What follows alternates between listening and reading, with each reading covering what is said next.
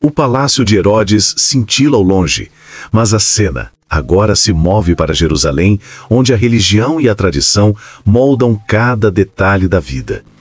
Era o primeiro século, o coração pulsante do judaísmo. Língua aramaica e hebraica ecoavam nas ruas, misturadas ao grego do império.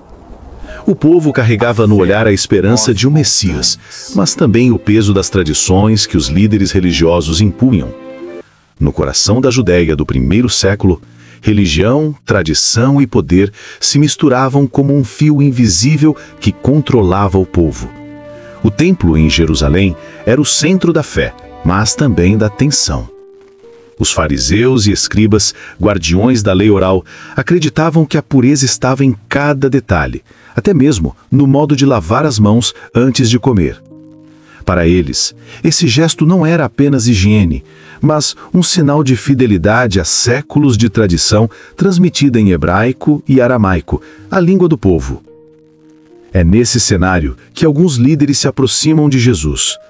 Suas túnicas longas e impecáveis contrastavam com o caminhar simples dos discípulos, e com vozes firmes questionam: por que os teus discípulos transgridem a tradição dos antigos, pois não lavam as mãos quando comem o pão? O que parecia uma acusação simples carregava o peso de todo o sistema religioso. Para eles, qualquer falha nesse ritual era impureza diante de Deus. Jesus não se cala. Com olhar penetrante e voz firme, ele responde: e por que vocês transgridem o mandamento de Deus por causa da tradição de vocês? Naquela hora, não era apenas um debate religioso, mas um choque entre a lei de homens e a lei de Deus. Ele cita o mandamento: honra a teu pai e a tua mãe. Porém, denuncia que os líderes permitiam substituir esse dever sagrado por ofertas ao templo, anulando assim a própria vontade divina. O silêncio pesa. Os ouvintes sentem a força de cada palavra. Jesus continua: vocês invalidaram a palavra de Deus por causa da tradição. Hipócritas, bem profetizou Isaías sobre vocês: este povo me honra com os lábios, mas o seu coração está longe de mim. Imagina um povo acostumado com tradições rígidas, costumes enraizados e barreiras culturais quase intransponíveis. Jesus, o rabino de Nazaré, deixa a Galileia e segue em direção a uma região estrangeira, Tiro e Sidônia. Era território gentil, lugar de estrangeiros, considerado impuro para muitos judeus da época. Naquele caminho árido, com os discípulos ao seu lado, surge uma figura inesperada, uma mulher cananeia. Para os judeus, ela era alguém excluída da promessa, marcada pela distância cultural, pela língua e pela religião diferente. Mas para ela havia algo maior, uma dor que gritava por socorro. Sua filha estava terrivelmente atormentada. Ela rompe o silêncio da multidão e clama em voz alta: Senhor, filho de Davi, tem misericórdia de mim. Ao usar esse título, a mulher fala como uma judia, reconhecendo em Jesus o Messias prometido. Mas ela não era do povo da aliança. Era estrangeira, de outro sangue, de outra fé. Ainda assim, suas palavras carregam fé, coragem e desespero. Os discípulos, incomodados, pedem a Jesus: despede-a, porque vem gritando atrás de nós. Eles viam nela apenas um incômodo, uma estrangeira que não merecia atenção. Mas Jesus, com silêncio e depois com palavras duras, está testando não só aquela mulher, mas também seus discípulos. Eu fui enviado apenas às ovelhas perdidas de Israel. A princípio parece uma rejeição, mas na verdade é uma revelação. Jesus mostra aos discípulos a prioridade de sua missão: primeiro Israel, depois as nações. A mulher, no entanto, não recua. Ela se ajoelha e insiste: Senhor, ajuda-me. Então vem a frase que escandaliza muitos até hoje: não é justo tirar o pão dos filhos e lançá-lo aos cachorrinhos. No contexto judaico, os cães eram vistos como impuros. Mas aqui Jesus usa a palavra grega kinarion, que significa cachorrinhos domésticos. Não era um insulto cruel, mas uma metáfora cultural. A mesa do reino foi preparada primeiro para Israel. E é nesse ponto que a mulher se revela. Sem se ofender, sem desistir, ela responde com humildade e fé. Sim, Senhor, mas até os cachorrinhos comem das migalhas que caem da mesa de seus donos. Sua resposta não foi apenas inteligente. Foi carregada de esperança, coragem e determinação. Ela aceitou o lugar de estrangeira, mas pela fé reivindicou uma parte da graça. Nesse instante, o silêncio divino se quebra. Jesus se maravilha e declara: mulher, grande é a tua fé, seja feito para você como deseja. E naquele mesmo momento, sua filha foi curada. A história da mulher cananeia é mais do que um encontro. É um choque de culturas, de línguas, de religiões. É o evangelho rompendo fronteiras. É a fé que não se cala diante da dor. É a coragem que transforma insulto em esperança. O que salvou aquela mulher não foi sua origem, não foi seu status, não foi sua religião. Foi exatamente o que saiu de sua boca.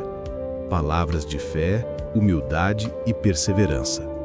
Porque, como está escrito, da boca procede vida e morte, e ela escolheu vida. Essa cena revela um Jesus que não apenas cura, mas ensina. Ele mostrou aos discípulos que a fé verdadeira pode nascer em qualquer coração, mesmo fora de Israel.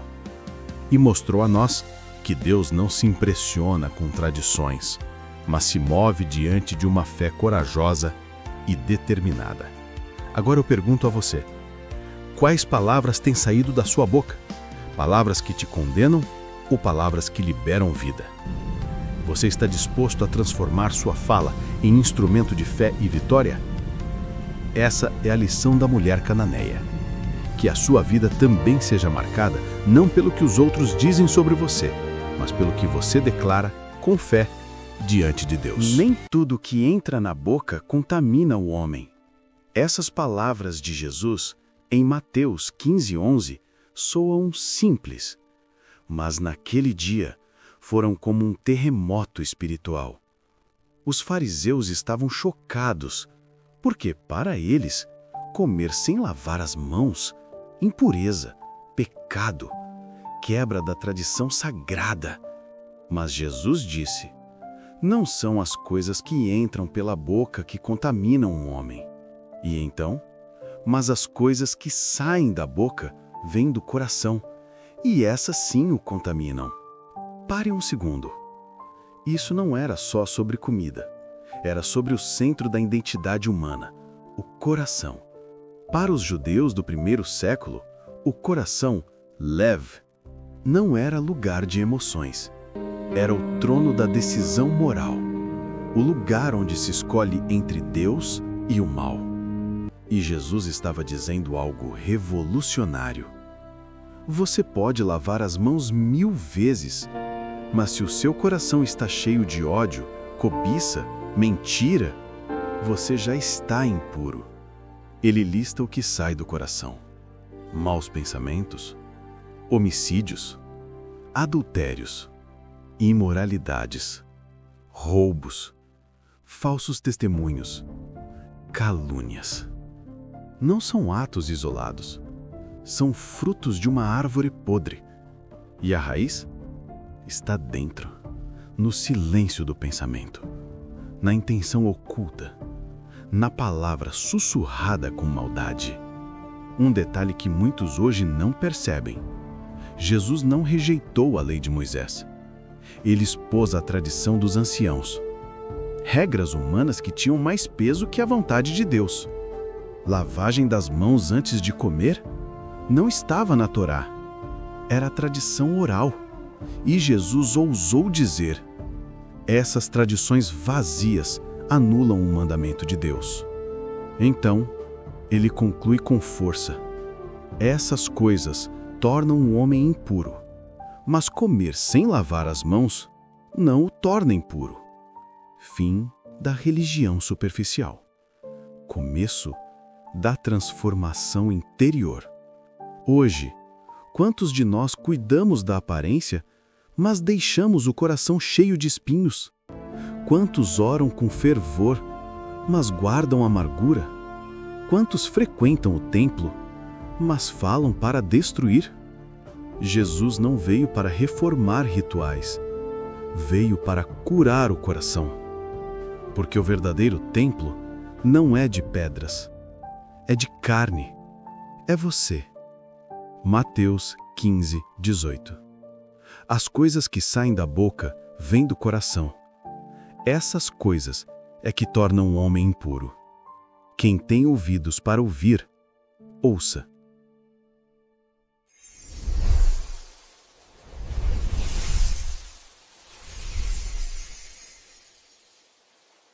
Algum dia, você já parou para pensar naqueles montes às margens do Mar da Galileia, dourados pelo pôr do sol? Jesus caminha. O talite de Rabino repousa sobre seus ombros, franjas lembrando a Torá. Atrás dele, os discípulos seguem em silêncio, como quem pressente que algo grandioso está prestes a acontecer. Se você também seguir a Jesus, coisas grandiosas vão acontecer na sua vida. De repente, multidões começam a subir a encosta. Homens carregando coxos, mulheres trazendo cegos pela mão, pais erguendo nos braços filhos que nunca haviam andado. Eram centenas, depois milhares. Um clamor de esperança enchia o ar. E todos se lançavam aos pés de Jesus. Hoje é feita a você um clamor para que se lance aos pés do Mestre Jesus. Ali, sobre a terra seca e poeirenta, os milagres explodiam como raios de luz. O mudo falou, e sua voz ecoou como trombeta entre o povo. O coxo largou a muleta e correu. O cego abriu os olhos e contemplou o sol pela primeira vez. O povo inteiro glorificava o Deus de Israel. Os salvos vão pular, gritar de alegria e ver a glória de Deus. E lá na glória, a luz será o próprio Deus. Mas, no meio da alegria, havia também necessidade. 3 dias haviam passado. O povo não queria ir embora. Estavam famintos, mas ninguém ousava se afastar da presença do Mestre. Quanto mais você conhece ao Senhor Jesus, mais sua alma o deseja. Ele é o pão que mata a fome espiritual da sua alma. Jesus olha para a multidão, seus olhos cheios de compaixão. Tenho compaixão dessa gente, ele diz. Os discípulos se entreolham. Como alimentar milhares em um lugar deserto? 7 pães, alguns peixes, nada mais. Mas nas mãos de Jesus, o pouco se torna tudo. Deus criou o mundo em 7 dias. Pense se você colocar sua vida nas mãos dele. Quantos milagres, maravilhas ele fará através da sua vida. Ele ergue o pão ao céu, dá graças, parte, e o milagre acontece, não com barulho, mas com simplicidade. Nas mãos dos discípulos, o pão não se acaba. As cestas se enchem. O povo come até se fartar. Crianças sorriem, anciãos choram. E todos reconhecem. Deus está ali, no meio deles. O Mestre quer erguer sua vida ao céu e verá sua glória. 4.000 homens, sem contar mulheres e crianças, alimentados. E ainda sobram 7 cestos cheios. O número da perfeição, um sinal de que em Cristo há abundância que nunca termina. Quando se coloca a vida nas mãos de Cristo, a vida se torna abundante. Quando tudo termina, Jesus despede a multidão. O som dos agradecimentos ainda ecoa pelo vale. Ele então se afasta com os discípulos, caminhando rumo a Magadã. Mas ele disse a todos: Vou e voltarei, e estarei convosco até a consumação dos tempos.